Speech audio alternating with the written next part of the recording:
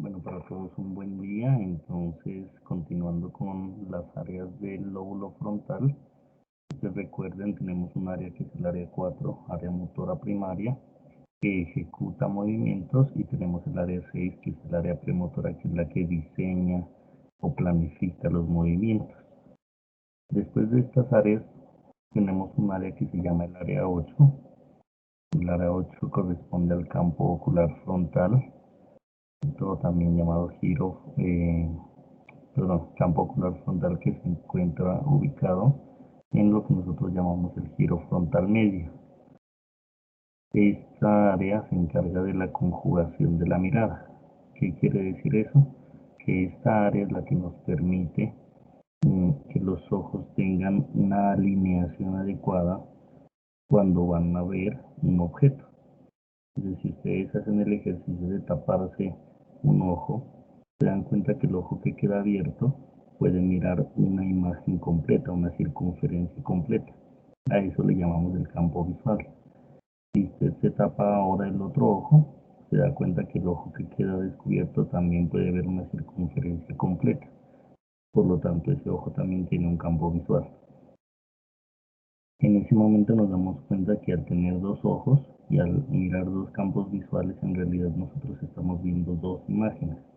Entonces lo que sucede es que para nosotros no ver dos imágenes, lo que hacen los ojos o lo que hace el cerebro, que da la orden para que los ojos tengan una alineación tan perfecta o tan precisa, de tal manera que las dos imágenes se unan y formen una imagen eh, final o una imagen resultante. Y a ese movimiento de alineación de los ojos es lo que nosotros le llamamos conjugación de la mirada. Hay que tener algo presente, y es que cuando vamos a hacer la conjugación de la mirada, el área 8 de un lado conjuga la mirada hacia el lado contrario. Me explico. Si usted quiere mirar un objeto que está a la izquierda, para que los ojos se conjuguen hacia ese lado izquierdo, quien está actuando es el área 8 de la parte del área 8 del hemisferio derecho. Y si nosotros vamos a ver un objeto que se encuentra en la derecha, pues quien va a dar las órdenes de la conjugación de la mirada pues va a ser el área 8 del hemisferio izquierdo. Entonces la conjugación de la mirada va a ser contralateral.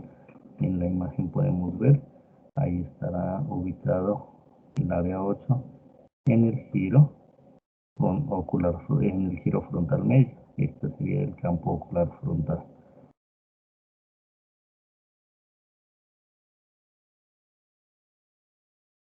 En esta imagen nosotros podemos ver cada globo ocular, cada ojo tiene un campo visual, y cuando los ojos se alinean de una forma perfecta o de una forma precisa, se unen las dos imágenes para formar una imagen resultante. Cuando vemos un microscopio, por ejemplo, se busca que nosotros hagamos manualmente la alineación.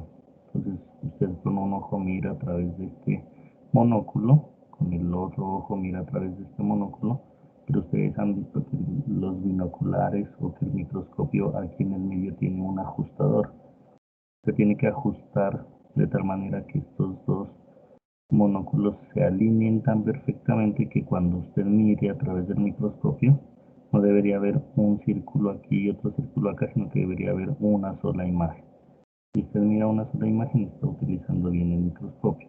Si usted mira dos imágenes, quiere decir que la alineación no es correcta. Entonces el ojo puede hacer eso, o los ojos pueden hacer eso gracias al área 8. Entonces, por ejemplo, billete, entonces pues tendrían que dirigirse hacia ese billete y tendría que conjugarse la mirada. Entonces tendría que pasar algo así. Los ojos se alinean hacia ese objeto. Como en este caso, en este ejemplo, los ojos están dirigiéndose hacia el lado derecho, vemos que quien estaba dando la orden va a ser el lado izquierdo.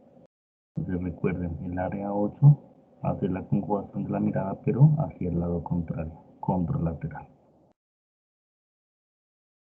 Ahora, Aquí hay algo importante y es que como son dos imágenes las que se están uniendo, las que se están conjugando, entonces la pregunta que a veces uno se hace es, ¿y por qué el cerebro se da el trabajo de formar dos imágenes para tener que conjugarlas? ¿Y por qué se da ese trabajo? ¿Y por qué la naturaleza no nos formó un solo ojo, por ejemplo? ¿Cierto? Uno dice, de pronto habría sido más fácil tener un ojo aquí en el centro y no tener que hacer este esfuerzo. Entonces la pregunta es, ¿por qué los ojos están separados por la nariz? Entonces lo que sucede es que cuando los ojos están separados por la nariz y yo trato de enfocar o trato de conjugar la mirada, fenómeno, y es que cuando los dos campos visuales tratan de unirse o tratan de conjugarse, se permite que yo vea en profundidad. Entonces esa información la analiza después el cerebro para medir, no solamente para mirar el objeto, sino para medir lo que llamamos profundidad, o lo que a ustedes en algún momento de sus videos les enseñaron que era lo que se llamaba la perspectiva.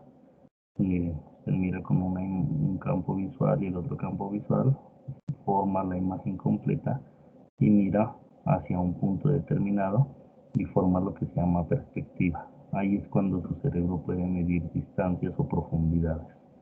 Entonces miren que todo está muy bien diseñado.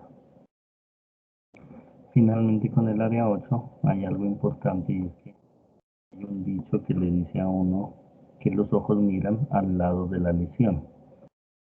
¿Qué significa ese dicho en medicina? Resulta que, imaginemos nosotros, un paciente con un hematoma epidural de ese lado derecho.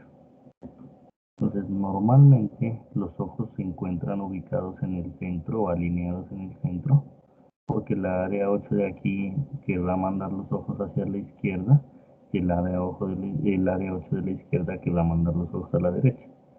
Entonces, cuando los dos áreas 8 están funcionando normalmente, los ojos se encuentran en el centro. Pero si en este caso tenemos un hematoma que compromete o que altera la función del área 8, la única área que se va a quedar trabajando o que va a estar funcionando va a ser esta área izquierda en este caso. Y esta área izquierda lo que hace es que desvía los ojos hacia el lado de la lesión. Entonces, si usted tiene un paciente que llega en un trauma craneoencefálico y ese paciente, por ejemplo, llega inconsciente y usted empieza a examinarlo y encuentra que el paciente tiene una desviación de la mirada, lo más probable es que si usted, por ejemplo, está pensando que el paciente tiene un hematoma epidural, lo más probable es que por la desviación de la mirada usted esté pensando que el hematoma se encuentra de ese lado. O si usted es un paciente, por ejemplo, con una crisis epiléptica, una convulsión, usted puede mirar cómo se da la convulsión en el paciente. Y si dentro de esa observación usted mira que los ojos se desvían a un lado, en este caso es posible que usted entienda que la crisis está comprometiendo esa área 8. Entonces no va a encontrar de pronto un hematoma, un tumor o algo, pero sí en los estudios de electricidad va a encontrar que esa zona es la que está haciendo las descargas eléctricas. Entonces es importante tener eso en cuenta. Cuando los ojos se desvían, generalmente están mostrando dónde está la lesión. ¿Listo? Obviamente tendremos que tener en cuenta que eso se presentará cuando el hematoma pues compromete el área 8 o cuando la lesión, sea un tumor, un absceso, lo que sea, comprometen al área 8. Bueno, entonces tenemos tres áreas en el lóbulo frontal: área motora primaria, área premotora y campo ocular frontal. Tenemos un área que se llama el área 9, 10, 11 y 12.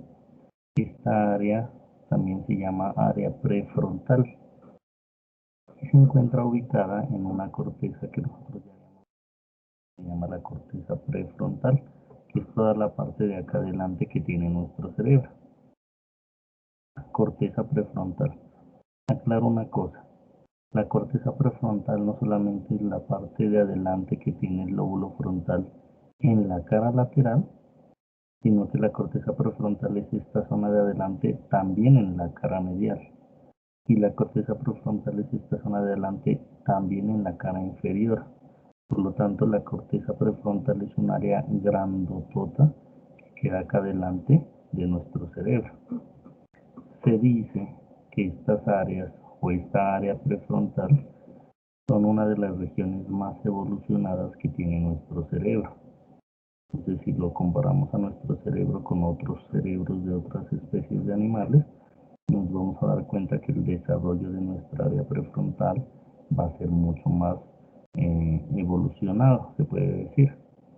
¿Y qué funciones tiene en general esta área prefrontal?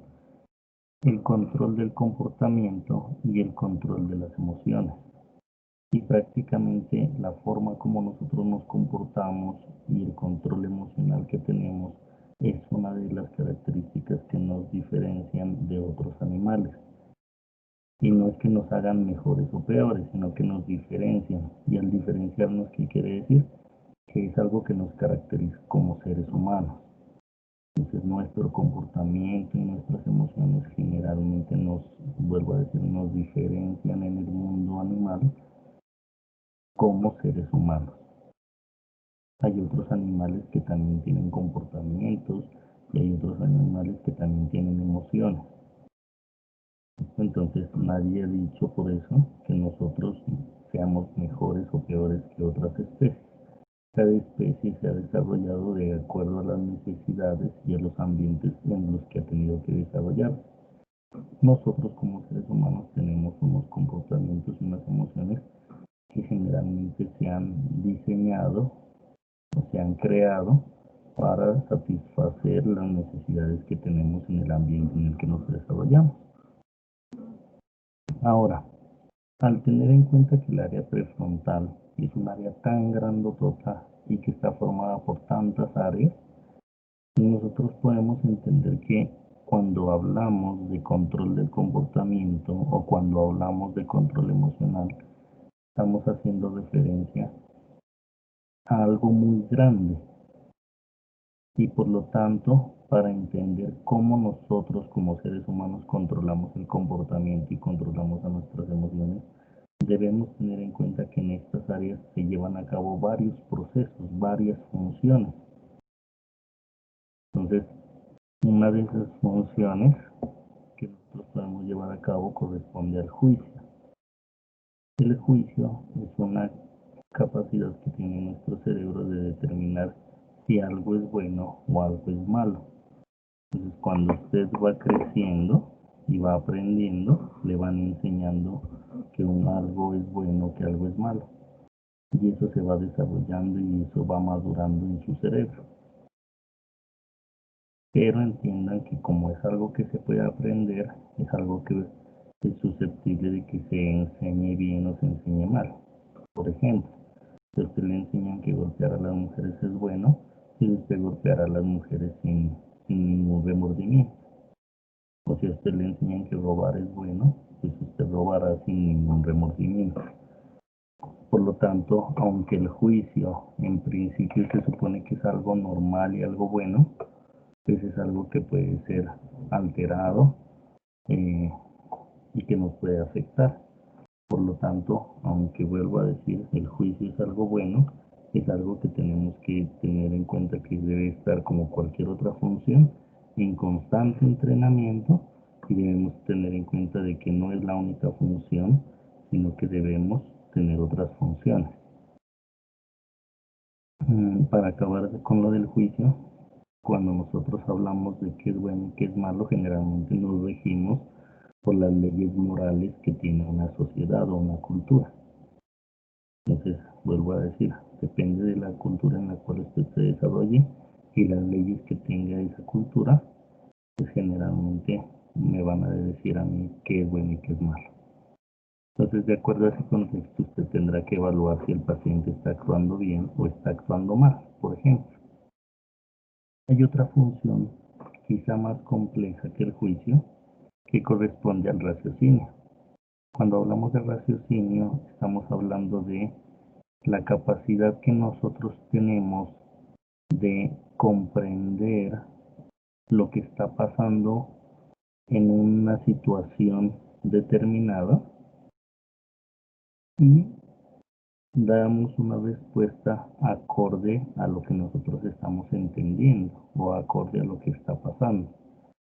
Repito, la capacidad de raciocinio es la capacidad que nosotros como seres humanos tenemos de comprender lo que sucede en una situación y al mismo tiempo la capacidad que tenemos de dar una respuesta coherente o acorde a lo que está sucediendo en esa situación. Por ejemplo, usted perdió un quiz, pero el resto de sus calificaciones son buenas. No es entendible que usted se ponga a llorar y que diga me quiero suicidar, por ejemplo. ¿Cierto? Entonces, usted dice, o que se ponga a llorar y se encierre un mes completo porque perdió un quiz sabiendo que lo demás lo tiene bien. Lo esperable sería que sí, se sienta mal, pero que salga adelante y trate de mejorar. Entonces, tiene uno que dar siempre respuestas que sean de acuerdo a lo que generalmente está pasando. Y quiero aclarar algo, y es que el raciocinio hace parte de una función más grande que ustedes seguramente han escuchado, que es a lo que nosotros le llamamos la conciencia. Entonces, vuelvo a decir, el raciocinio hace parte de una función que se llama conciencia.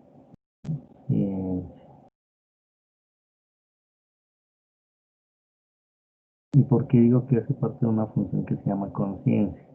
Porque es que resulta que la conciencia, para que llevarse a cabo, no solamente necesita de esta función, sino que la conciencia necesita de un componente adicional. Y ese componente adicional es lo que nosotros generalmente llamamos el estado de alerta.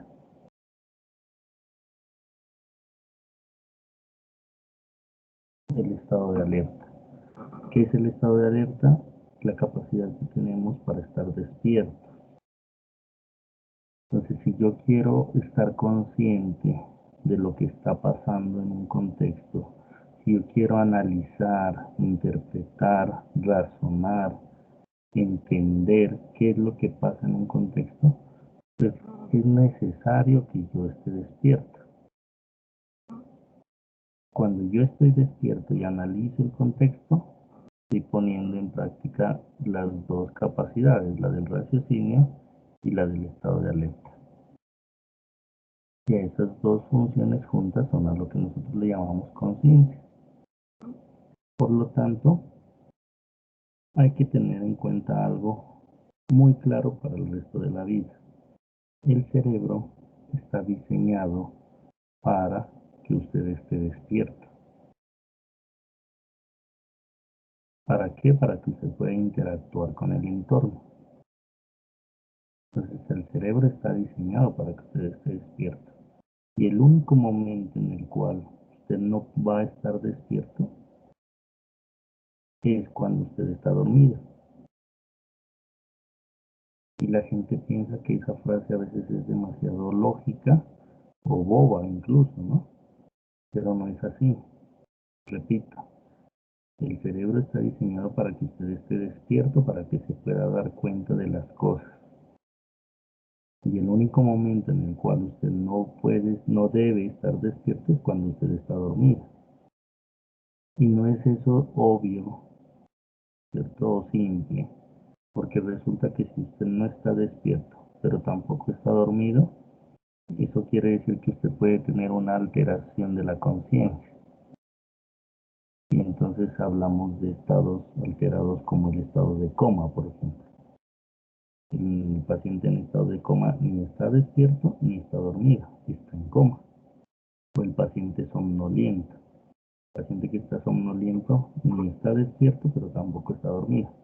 Y todas esas situaciones son alteraciones que no me van a permitir a mí tener una buena interacción con mi entorno, no me van a permitir a mí tener un adecuado raciocinio.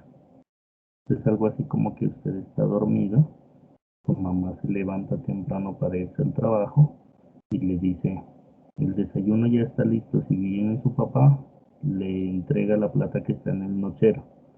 Y de pronto, usted apenas se está despertando, todavía está somnoliento, y a veces usted por ahí alcanza a decir, ajá, y cuando llega su papá a las 2, 3 horas, usted de pronto no le dice nada. Y luego lo regañan y le dicen, ¿por qué no dio la razón? Y uno dice, yo ni me acuerdo de que me hayan dicho nada, o yo ni me di cuenta, o yo sabía que tenía que decirle algo a mi papá, pero no me acuerdo qué. Entonces, porque uno muchas veces no comprende a menos de que esté totalmente despierto.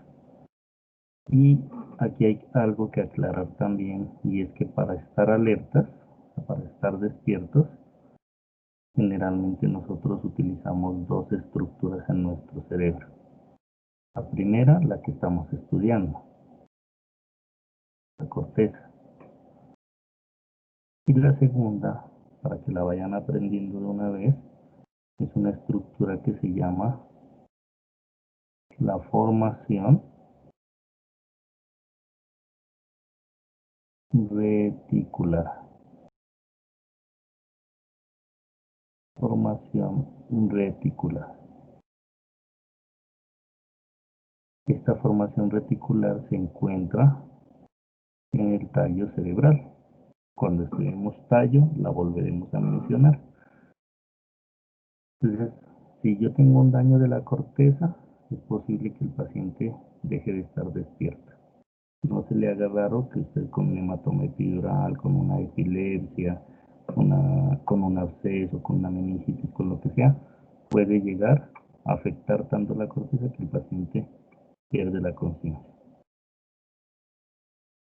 O si la corteza no está dañada, yo puedo perder la conciencia afectando la formación reticular, afectando el tallo. Por eso le dicen a uno que uno, para estar consciente, repito, primero debe estar alerta. Entonces usted entiende que no hay conciencia sin estar alerta. No puede usted estar consciente de algo si no está despierto. Primera cosa. No puede haber conciencia sin estar alerta.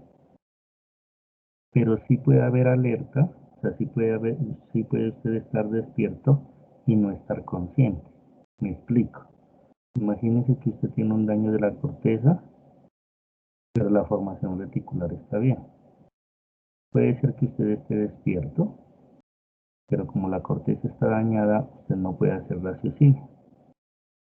Y entonces usted está despierto, pero no está consciente. Entonces, vuelvo a decirlo. Usted puede estar, mejor dicho, no hay conciencia sin estar despierto, pero usted sí puede estar despierto y no estar consciente. Este es el típico paciente que tiene, por ejemplo, un trauma craneoencefálico, llega a urgencias y llega despierto. Cuando usted le dice cómo está, cómo se llama, qué le pasó, de pronto el paciente sigue despierto, pero no entiende nada, no responde a órdenes, no habla. Es un paciente que no tiene interacción con el entorno, no entiende nada, entonces no tiene raciocinio, pero sigue estando despierto. Entonces, tengan eso en cuenta. Entonces, todos estos factores van jugando al mismo tiempo, ¿no? Si yo tengo un juicio aprendido que me dice que hay que ser machista, de pronto si usted llega a la universidad y en la universidad mira que nadie es machista y que eso es malo, puede ser que por raciocinio usted cambie su juicio. Entonces, todo eso se puede presentar. Bueno, otra función que nosotros tenemos en esta área prefrontal para determinar nuestro comportamiento es a lo que nosotros le llamamos la atención. ¿Sí? ¿Qué es la atención? Es la capacidad que tenemos de darle prioridad a un estímulo. Capacidad para darle prioridad a un estímulo. Resulta que nuestro cerebro recibe múltiples estímulos, recibe información de todo tipo. Sensitiva visceral, sensitiva general, sensitiva especial, o sea, todos los tipos de sensibilidad nos permiten que nuestro cerebro pueda recibir muchas cantidades de información. Y entonces en ese orden de ideas nuestro cerebro tiene que tener la capacidad de analizar cuál es la información más importante en un momento determinado. Y a eso se le llama atención. Entonces es algo así como que usted está en clase muy concentrado y si usted dice no, eso nunca va a pasar, bueno, imagínense que ustedes están viendo una película muy concentrados y suena una explosión o pasa un carro diciendo el primero que salga a la calle le regalo 10 millones de pesos. Su cerebro, que está recibiendo toda la información, si afuera pasa un carro diciendo bananos a 2.000 pesos, pues de pronto el cerebro escucha eso y dice sigamos viendo la película. Pero como el cerebro está recibiendo toda la información, en el momento en que escucha la explosión o que escucha esa propuesta, puede ser que el cerebro dice no me importa la película, por buena que haya estado, me voy para la calle o me escondo, lo que tenga que hacer. Eso es automático y a eso se le llama atención.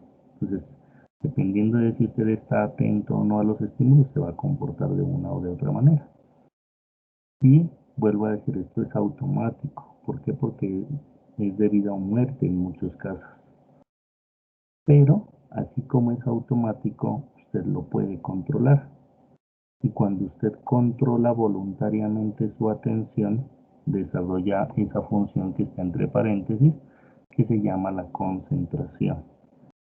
Concentración es cuando usted tiene la capacidad de voluntariamente controlar su atención.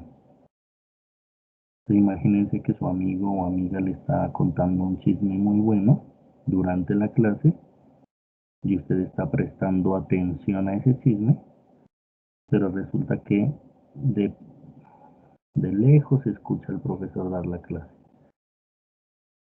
Y en algún momento el profesor dice, esto lo voy a preguntar en el examen. Entonces usted le dice, así su amigo no quiera poner atención y quiera seguir hablando del chisme, usted por ejemplo puede escoger y decirle, cállese o si sigue hablando no me interesa, pero yo voy a escuchar al profesor. Se puede dirigir su concentración. Entonces si yo les doy una lectura en este momento y les digo, tienen 20 minutos para darme la idea principal de la lectura. Así usted esté jugando a Among Us, o está viendo Facebook, o está chateando, o está durmiendo, esté haciendo lo que sea. Y yo les digo, de eso depende la materia. Usted, así pase lo que pase alrededor, usted dice, me voy a concentrar en la lectura porque tengo que dar un resultado. Entonces la atención es automática, pero usted la puede controlar y a eso se le llama concentración. Y vuelvo a decir, define la forma como usted se comporta en un momento específico. Otra función que usted tiene es la abstracción. La abstracción es la capacidad que tiene su cerebro de determinar cuál es la idea principal de una situación. Toda situación, por compleja que parezca o por básica que parezca, tiene una idea principal. Y nuestro cerebro tiene que ser capaz de entender cuál es la idea principal para, según eso, tomar decisiones. Entonces, si un paciente llega a la consulta y le dice, doctor, necesito que me ayude, ¿cómo le parece que el otro día me fui a coger unas moras y estaban bien altas? Y usted le dice, cuénteme, y se cayó, se golpeó, y le dice, no, no, no, fui y cogí las moras y me las comí, pero unas estaban como dañadas. Usted le dice, ¿qué le pasó? ¿Le dio diarrea? Y le dice, no, no, no, eso no es importante. Y déjeme yo le cuento. Y resulta que después cuando me regresé a la casa, estaba el piso mojado porque estaba lloviendo y me resbalé. Y entonces, y me golpeé la espalda. Entonces usted le dice, ¿por qué me contó toda esa historia tan larga? Habría sido suficiente con que usted me hubiera dicho, yo me resbalé en un piso mojado y me golpeé la espalda. No tenía para qué contarme lo de las moras ni nada de eso. Entonces, toda situación compleja o no compleja tiene una idea principal. Y nuestro cerebro, vuelvo a decir, tiene que tener la capacidad de saber analizar o comprender cuál es esa idea principal para tomar decisiones, porque a veces es cuestión de vida o muerte.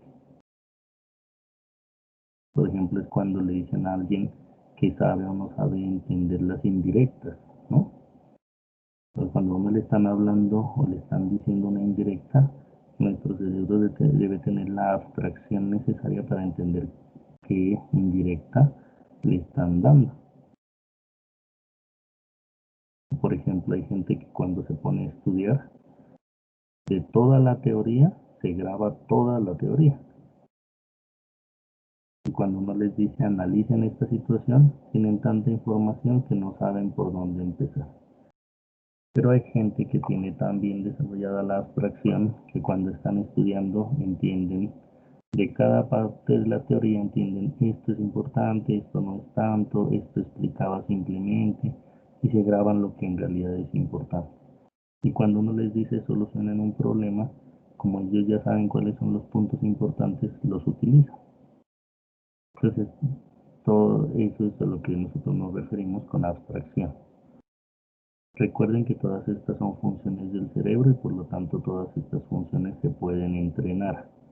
Se puede entrenar el juicio, puede entrenar la capacidad de razonamiento, puede entrenar la atención y la concentración, puede entrenar la abstracción. Todo se puede entrenar. Otra función es lo que corresponde a la planificación de actividades, a la planeación. Entonces, aquí es donde generalmente se dan las funciones ejecutivas, es decir, cómo usted va a actuar. Y a eso es a lo que le llamamos praxia, a la planificación le llamamos praxia. Acuérdense que ya habíamos hablado de praxia en el área 6. Entonces, cuando usted va a actuar, de alguna manera tendrá que moverse. Entonces tendrá que programar en el área 6 qué músculos va a utilizar, por ejemplo, cuál va primero, cuál va segundo. Pero adicional a eso, adicional a que usted programa el movimiento, la planificación incluye más conceptos o más componentes, porque usted planifica teniendo un propósito, por ejemplo. Usted dice, yo me voy a mover así porque necesito ganar la carrera, necesito hacer este movimiento porque la otra vez hice un movimiento diferente y me fue mal, cosas de ese tipo. Entonces usted planifica teniendo en cuenta otras características, ¿cierto? Teniendo en cuenta las emociones, teniendo en cuenta los propósitos, analizando la situación. Toda esa planificación que usted puede hacer, la forma de ejecutar una acción, eso es parte del área prefrontal. Miren esta función de importante. Entonces, el área prefrontal define la personalidad de cada persona. Cuando hablamos de personalidad estamos hablando de las formas que caracterizan a una persona, de las actitudes que tiene una persona que la hacen particular. Y aunque este curso pues es muy básico, les dejo ahí como la inquietud en psiquiatría o en salud mental, se habla de que nosotros podemos o tenemos unos comportamientos, unas formas de actuar que nos pueden clasificar en tres grupos de personalidad. En el grupo A, que son los raros o excéntricos, los grupos B, que son los dramáticos o emotivos, y los grupos C, que son los ansiosos o temerosos. Entonces, usted va a estar dentro de un grupo de personalidad específico generalmente, pero aquí está el secreto y es que el cerebro controla esos comportamientos. Entonces, cuando usted pierde el control de esos comportamientos y ya los vuelve patológicos, es cuando se definen los trastornos de personalidad. Una cosa es ser raro o excéntrico a la hora de tener miedo. Usted dice, no es que yo hoy en día no voy a salir eh, con un reloj lujoso, ¿cierto? Un reloj muy fino a las 2 de la mañana al barrio popular, porque de pronto pues me van a robar. Usted tiene ese miedo y de pronto por esa razón usted actúa de esa manera. Lo que no es normal es que usted esconda todo lo que tiene y se ponga ropa muy grande para que no se le note nada y va en la calle y va mirando a todo el mundo como sospechoso y anda todo el tiempo asustado o desconfiado. Entonces eso ya no es normal. O la gente que por coronavirus, aunque esté en la casa y estén solos, se andan baño y baño y baño las manos todo el tiempo. Eso no es normal. Se supone que uno tiene que lavarse las manos cada 3 horas, pero pues hay que tener en cuenta si uno ha tenido contactos con superficies extrañas o contacto con personas desconocidas. Pero si uno está solo en la casa, no tendría sentido. Entonces, la personalidad nos define como seres humanos. Y tenemos una función que corresponde a la modulación de las emociones. Hay que tener en cuenta que hay un sistema que ya hemos mencionamos en una clase pasada que era el sistema límbico. El sistema límbico es un sistema que produce las emociones, la alegría, la tristeza, el placer, el miedo. Y resulta que esas emociones, si bien nos permiten tomar decisiones, en muchos casos deben ser emociones controladas. Por ejemplo, a usted le cuentan un chiste durante un velorio, pues dependiendo de la situación y dependiendo de en qué momento esté, de pronto usted no se puede reír. Usted tiene que controlar esas emociones. Imagínese que usted está en qué sé yo, en una clase muy importante y le llega un mensaje al celular con una foto en la que le dicen su novia en este momento está en el centro comercial dándose besos con otra persona. Puede ser que usted salga corriendo, pero si la clase es muy importante, de pronto la ansiedad, la preocupación, el miedo que usted tenga o el enojo que usted tenga lo tiene que disimular. Y así para todas las emociones, hay situaciones en donde nos tenemos que controlar. ¿A usted le parece algo injusto y se enojó? Listo, hable, pero de pronto no tendrá que pelear, ¿cierto? O habrá otras situaciones en las que de pronto sí. Entonces tenga eso en cuenta. ¿Qué pasa cuando se daña el área prefrontal? Pues siendo tan grande, puede que tengamos daño o alteración de una o de varias de estas funciones. Es decir, habrá pacientes que tengan daño del juicio, habrá pacientes que tengan trastornos de la personalidad, pero no es lo habitual que se dañen todas las funciones. ¿Listo? Habrá pacientes con déficit de atención, por ejemplo. Por lo tanto, cuando un paciente tiene un problema de comportamiento o un problema emocional, no, usted no le puede decir está loquito. Y como está loquito, no entiende nada. No, no es así.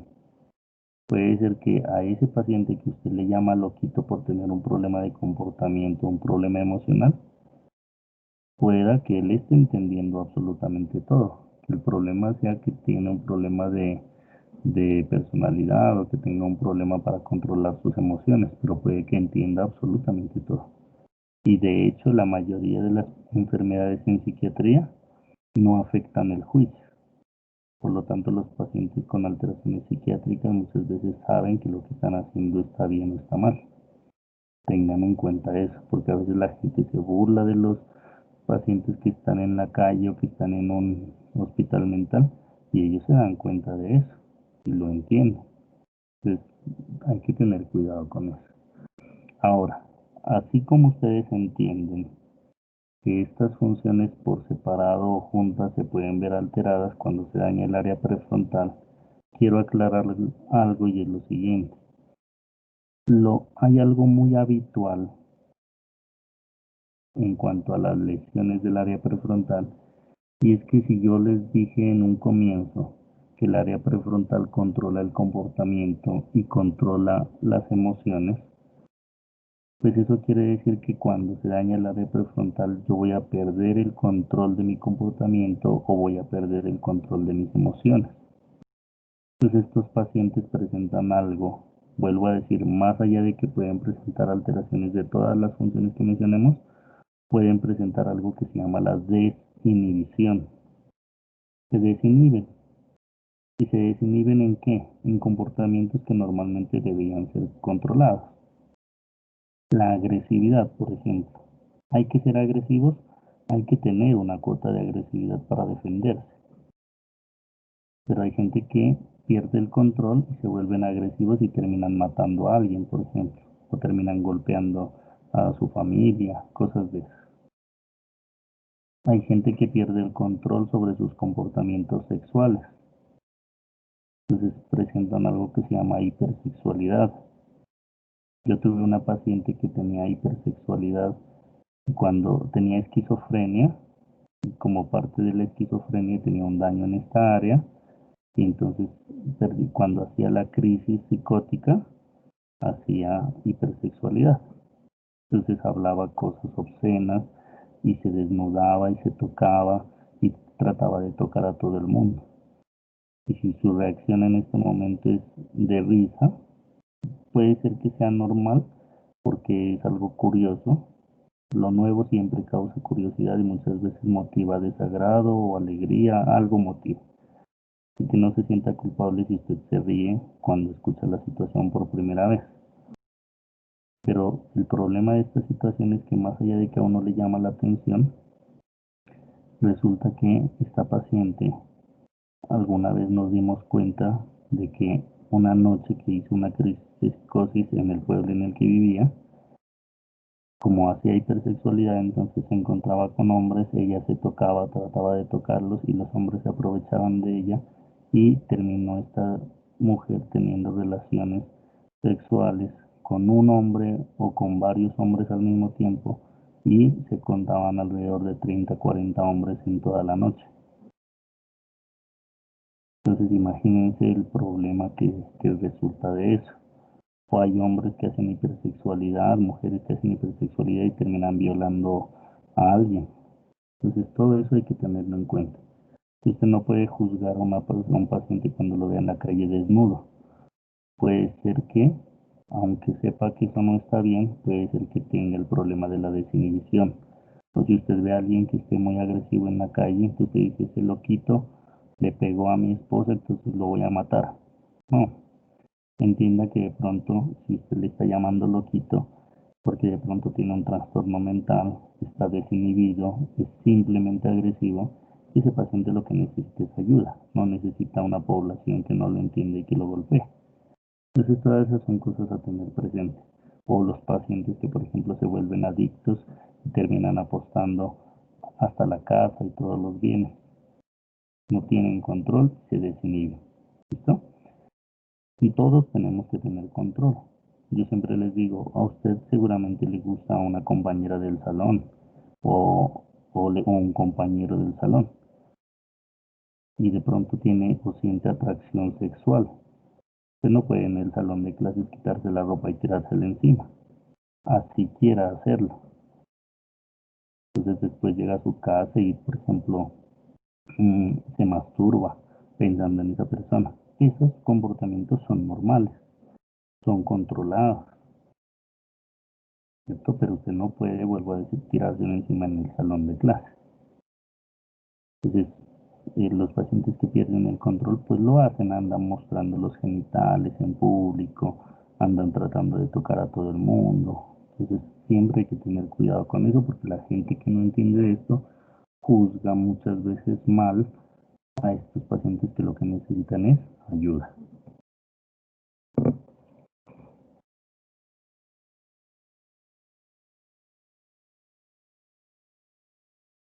Este es un caso para que lo lean, les llama la atención. Es el caso de un paciente que se llama Phineas Gates, que es un paciente que tuvo ese daño que ustedes ven con esa lanza. Más allá de que perdió el ojo, ustedes ven que el daño fue en el área prefrontal La historia cuenta que mientras este paciente antes del accidente era responsable, era muy social, muy amigable, después del accidente se volvió antipático, irresponsable, impuntual, se dedicó al alcoholismo. Pues fue una de las pruebas en donde se determinó que el cerebro tenía funciones en diferentes áreas y que el área prefrontal era la que controlaba el comportamiento. Bueno, más allá de esas áreas, entonces vamos a tener un área que se llama el área 44-45. Y el área 44-45 es un área que se llama el área motora del lenguaje o llamada también área motora de Broca. Esta área se encuentra ubicada en el giro frontal inferior y la función que tiene esta área es que se encarga de programar, se diseña y de ejecutar, entonces programar y ejecutar todos los movimientos que se necesiten para la expresión del lenguaje. Entonces programa y ejecuta todos los movimientos que se necesitan para la expresión del lenguaje. Entonces ahí estamos hablando de todas las modalidades del lenguaje, gestos, símbolos, escritos, lenguaje verbal, ¿cierto? Cualquier tipo de lenguaje requiere que usted haga movimientos. Por lo tanto, esos movimientos se programan y se ejecutan en el área 44-45. Entonces tengan cuidado para no confundirse. Si usted quiere mover la mano para decir adiós, ese movimiento se programa y se ejecuta en el área de Broca. Pero si usted quiere mover la mano para matar un mosquito, eso se programa en el área 6 y se ejecuta en el área 4. Entonces, aunque el movimiento puede que sea el mismo, depende. Si implica mensaje, es de un área. Si no implica mensaje, es de otras áreas. ¿Listo? Cuando se daña el área 44-45 se puede presentar una lesión a afasia motora. La afasia motora es una lesión que implica que entendamos primero lo siguiente. El término de afasia hace relación a todo trastorno del lenguaje que es resultado de un daño en la corteza. Entonces, repito, para entender qué es una afasia motora, primero tenemos que entender qué es una afasia. Y una afasia es todo aquel trastorno del lenguaje que se da secundario a un daño en la corteza. Como en este caso lo que está dañado es el área motora del lenguaje, entonces por eso le damos el apellido de afasia motora. O también se le llama afasia de Broca. Cualquiera de los dos nombres es válido. ¿Y cómo sería un paciente con afasia motora? Un paciente que eh, cuando usted le da un mensaje, por ejemplo, pensemos en palabras, usted le dice hola, el paciente sí entiende, pero cuando quiere responder no lo puede hacer porque el área está dañada. Entonces algunos libros le dicen que estos pacientes quedan como encerrados dentro de ellos mismos, porque si el paciente no puede decir hola y usted le dice no importa, mueva la mano para decir hola, si el paciente le va a entender, pero cuando quiere mover la mano ya no lo puede hacer. Y no es que esté paralizado, porque repito, si él quiere mover la mano para otra cosa, lo podrá hacer porque eso es función del área 6 y del área 4. Pero si quiere mover la mano para decir hola, no lo puede hacer. Y si usted le dice no importa, con un guiño me dice sí y con dos guiños me dice no. El paciente le va a entender, pero cuando usted le pregunte algo, si él quiere guiñar para dar mensaje, no lo puede hacer. Entonces eso es una afasia motora, que afortunadamente para que se presente una afasia motora debe haber un daño completo del área. Por lo tanto, es muy raro ver una afasia motora como la acabamos de describir. Entonces ustedes dirán, entonces, ¿qué es lo común? Lo común es que un paciente tenga un daño del área 44-45 y tenga alteraciones de algunos componentes que se necesitan para la expresión del lenguaje.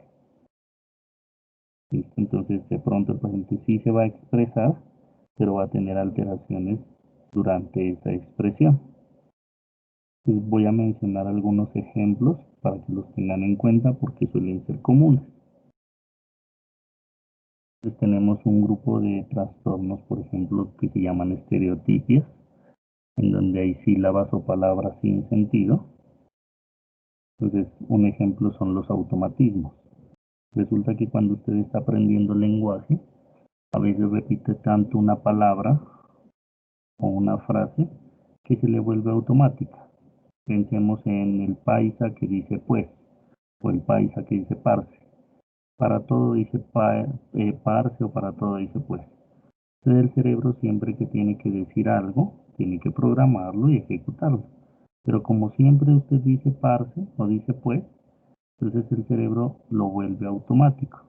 Entonces, ¿qué pasa? Cuando tiene un daño del área 44-45, de pronto ya no puede producir otras palabras, otros mensajes, y el paciente solamente se queda con lo que había tenido automático.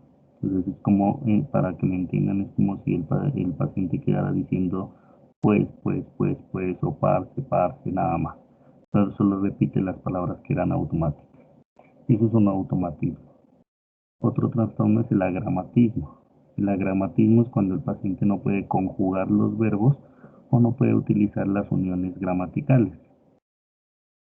Entonces, pero, y, entonces esas son las uniones gramaticales. Y el paciente hace un lenguaje que se llama lenguaje telegráfico. Entonces es como, por ejemplo, que el paciente diga, yo cansado, querer vacaciones. Entonces no dice yo estoy cansado, sino que corta, ¿cierto? Y en vez de decir quiero vacaciones, simplemente dice querer vacaciones. Y ese es un lenguaje que se llama lenguaje telegráfico porque antes nosotros nos podíamos comunicar por medio de las cartas, en donde escribíamos unas cartas larguísimas, pero como eso costaba mucha plata, se inventaron un papelito pequeño que se llamaba el telegrama.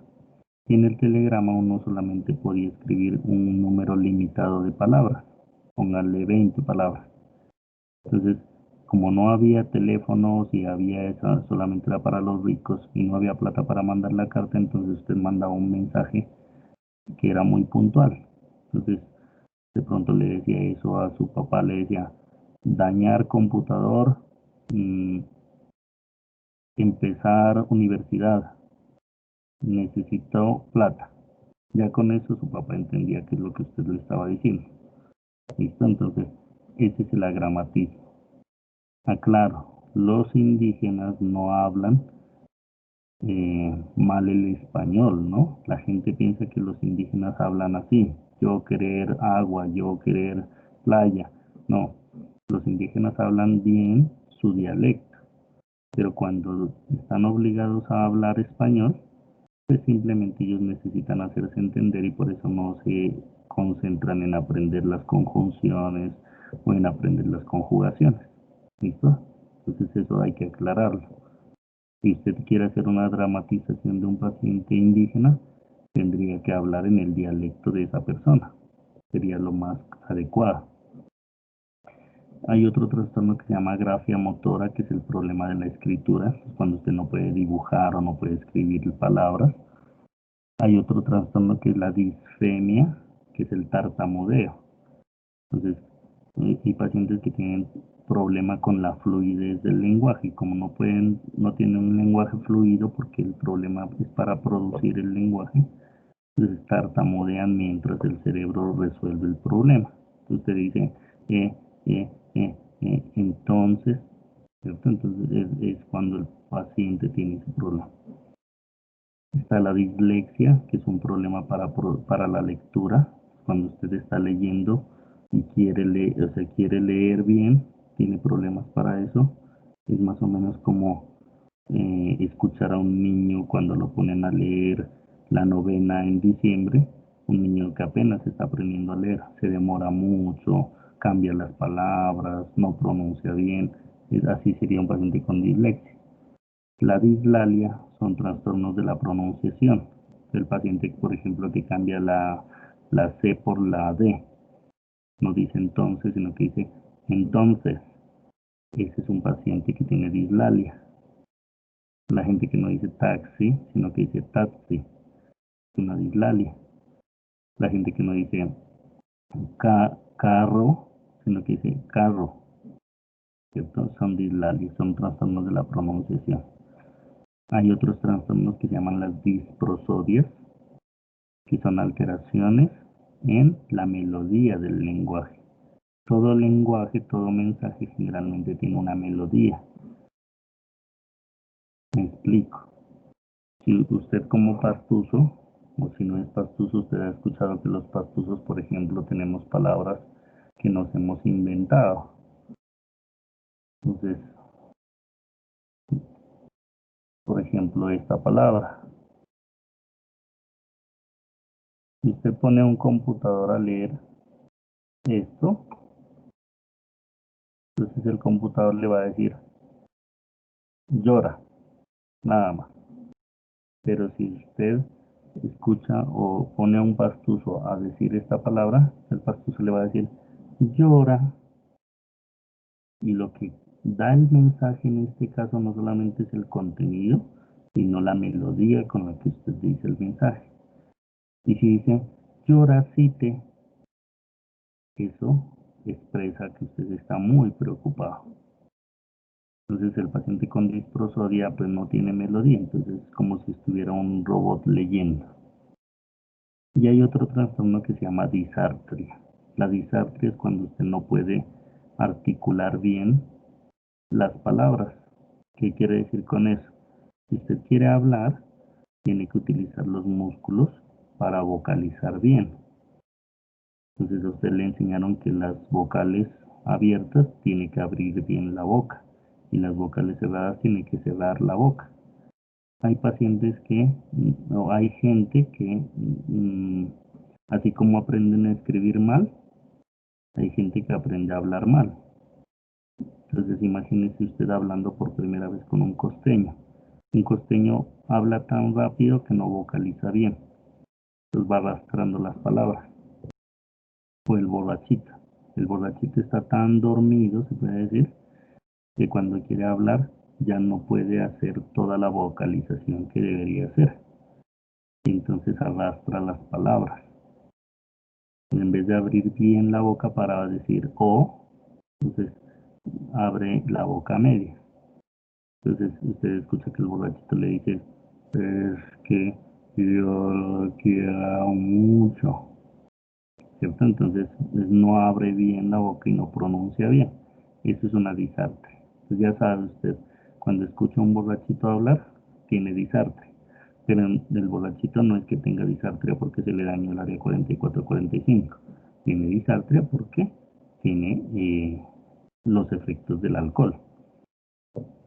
James no tiene tartamudeo porque tenga un daño del área 44-45.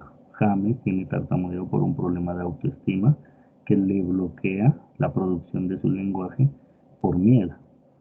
Entonces, no solamente estos trastornos se presentan cuando hay daño de la corteza, pueden ser por otras causas. ¿Listo? Y acabo con esto. Hay otros trastornos que son las parafasias, que es cuando usted usa de forma incorrecta los sonidos y cuando usted utiliza los sonidos de forma incorrecta, pues cambia las palabras.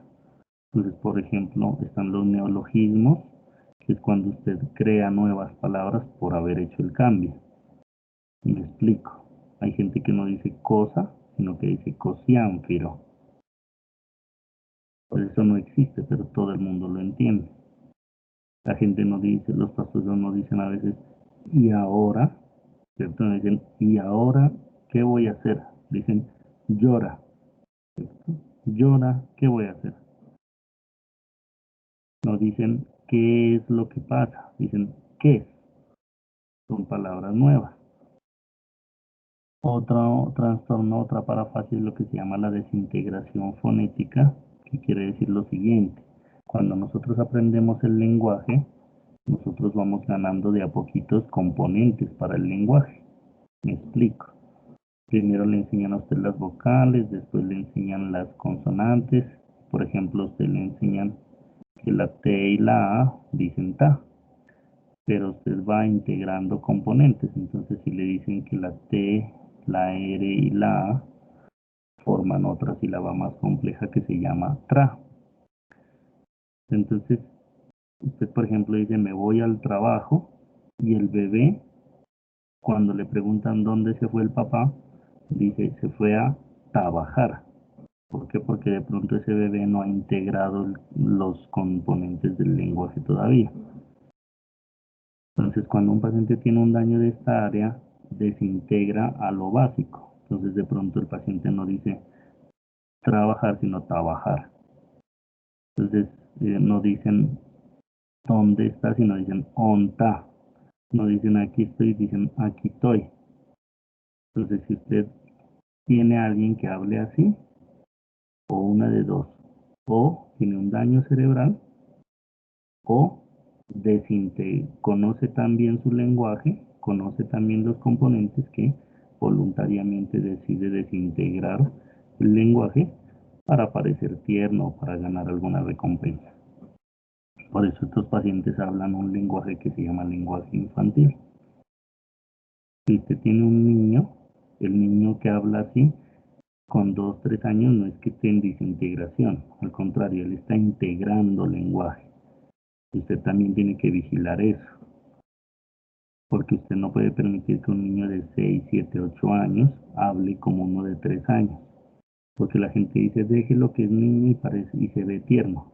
No puede permitir eso, porque eso quiere decir que el niño que apenas está integrando lenguaje se puede retrasar en el aprendizaje de ese lenguaje. Que usted cuando ya tiene 20, 30 años desintegre, eso es otro cuento. Pero un niño tiene que exigirle que vaya ganando los componentes. Y finalmente tenemos la anomia, que es la incapacidad para dar nombres a las cosas. Entonces, gracias a Dios existe la palabra coso y cosa, que nos salvan cuando no sabemos el nombre de algún objeto, de algún lugar. Pero el lenguaje es cada vez más fluido y más rico y más complejo cuando usted sabe los nombres de cada cosa. ¿Listo? Y el cerebro a veces pierde el léxico, pierde ese vocabulario, y entonces presenta anomia. Entonces la gente cuando está hablando se olvida de el nombre de objetos o de lugares o de personas. ¿Listo? Tengan en cuenta esos trastornos del lenguaje. Buen día.